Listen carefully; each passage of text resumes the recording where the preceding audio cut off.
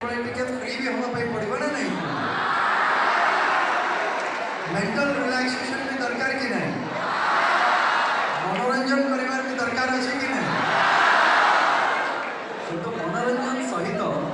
किसी जदि गोटे जिनस आम माँ माटी कथा जदि आसूची आमर कला संस्कृति परंपरार कथा आसूची स्वाभिमान अस्मितार कथा आसूची से कथा को भी आम मान केवे ना केवे टिके बुझापी पड़ो हृदयंगम करने पड़ो एवं ए सबूर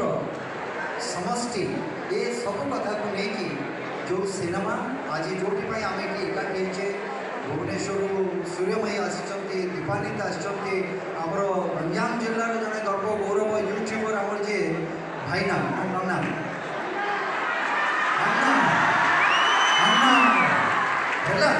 अन्ना कहले मु भाईना कहली एका कथा तेणुक समस्ते आम ये एकाठी एपटे भी आउ जड़े आम कलाकार है आपण भी अन्नार पार्ट ना हाँ वन अन्ना एंड टू अन्नास